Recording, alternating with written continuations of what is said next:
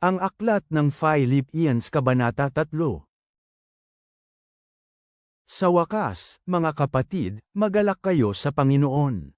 Para sa akin, hindi kaabalahan ng isulat muli ang parehong mga bagay na ito sa inyo.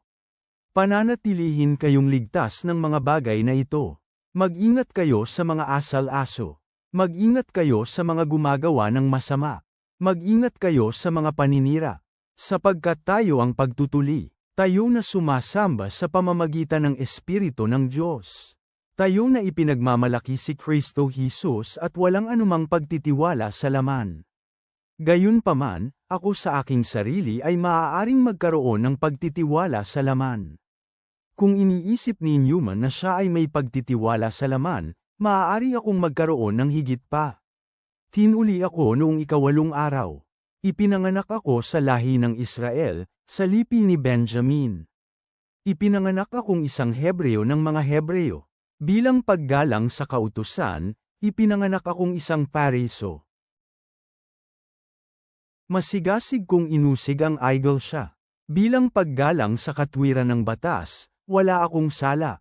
Ngunit anumang mga bagay na nagbigay karangalan sa akin, itinuring kong gaya ng mga basura dahil kay Kristo.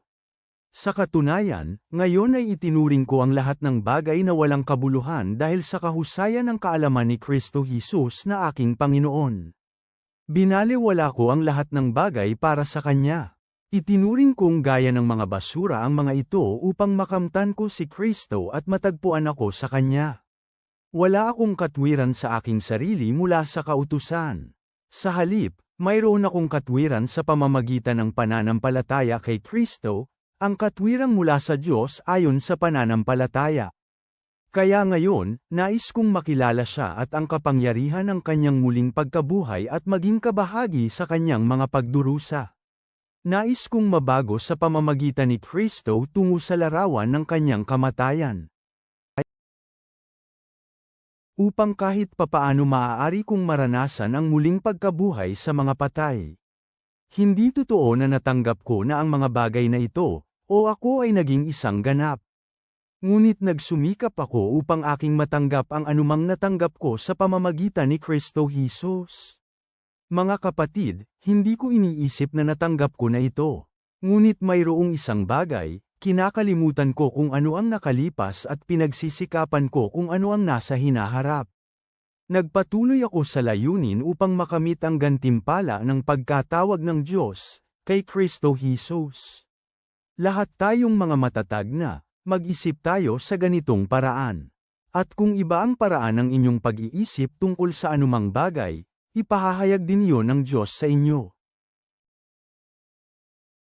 Gayunpaman, anuman ang ating nakamit, lumakad tayo sa maayos na paraang naaayon dito. Tularan ninyo ako, mga kapatid. Tingnan ninyong mabuti ang mga lumalakad sa pamamagitan ng mga halimbawang mayroon kayo sa amin. Marami ang lumalakad, sila ang mga madalas kong sinasabi sa inyo, at ngayon sinasabi ko sa inyo na may kasamang pagluha, marami ang lumalakad bilang mga kaaway ng krus ni Kristo. Kapahamakan ang kanilang patutunguhan, sapagkat ang Diyos nila ay ang kanilang sikmura, at ang kanilang pagmamalaki ay nasa kanilang kahihiyan.